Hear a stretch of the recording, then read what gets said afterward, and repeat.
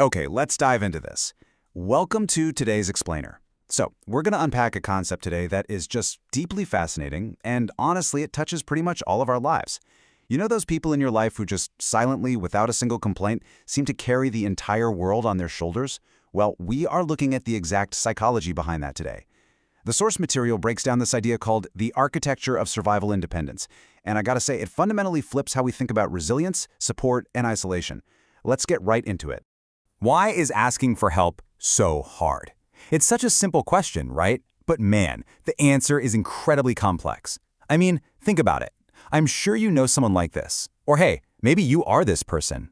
Whether you literally cannot bring yourself to ask for assistance, or you're the frustrated friend, partner, or colleague just trying desperately to support someone who absolutely refuses to let you in, this dynamic is literally everywhere.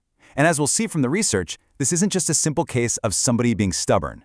What we're really talking about here is the crushing weight of hyper-independence. The material outlines the completely exhausting reality of what it actually means to handle absolutely everything alone.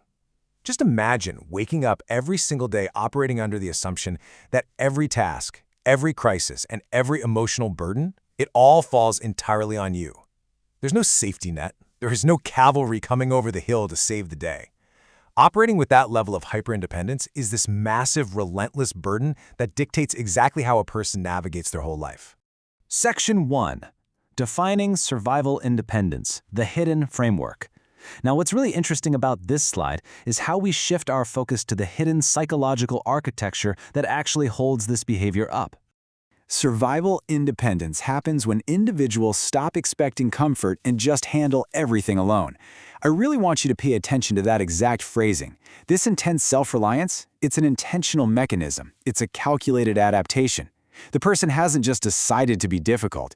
Actually, scratch that. It's more like they've actively adjusted their expectations of the world based on their past experiences.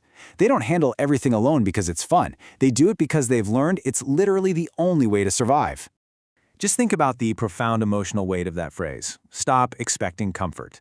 To reach a point in your life where you genuinely stop anticipating that anyone will be there to comfort you, it's a complete resignation of a basic fundamental human need. It's quiet, it's heavy, and honestly, it is a deeply lonely place to operate from. Section 2. The Missing Past Foundation. Tracing the root cause. Let's shift chronologically into the past to see where this all begins. How does someone actually arrive at this isolated state? Well, the material outlines a direct chain of events. Let's move to this timeline and see how this builds.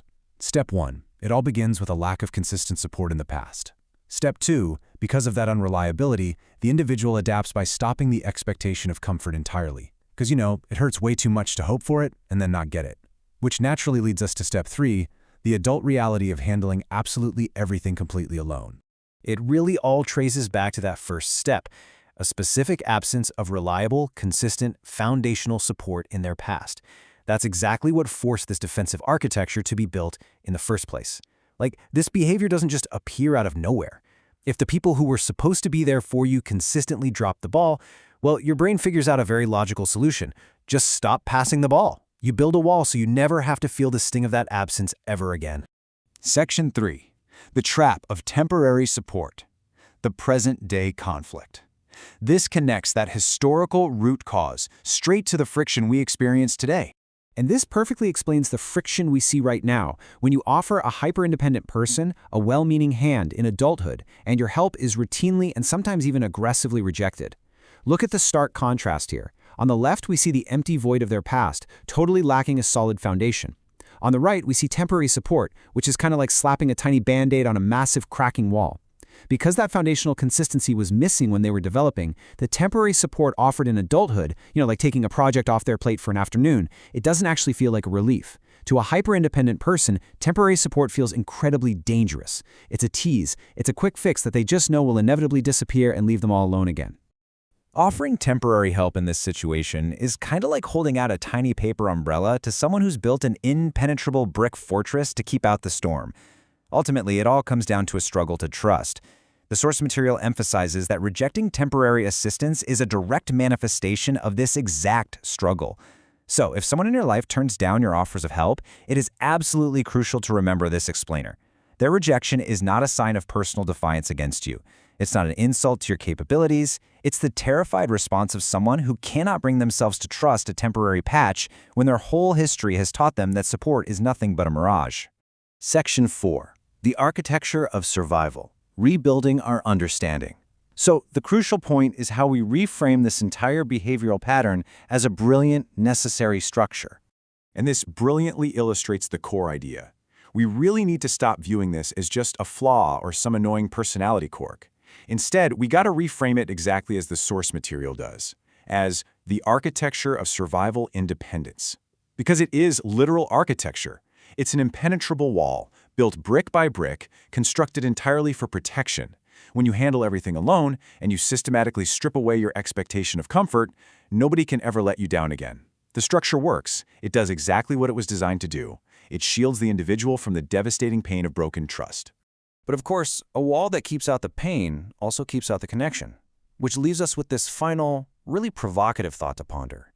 If your independence is built strictly on survival, what would it take to finally trust the architecture of help? I want you to take that takeaway with you today. What does it actually take to dismantle those psychological walls? Not through forceful temporary fixes, but by proving that consistent, reliable support is finally possible. Thank you so much for joining me for this explainer, and I really hope this gave you a powerful new lens to view the fiercely independent people in your world.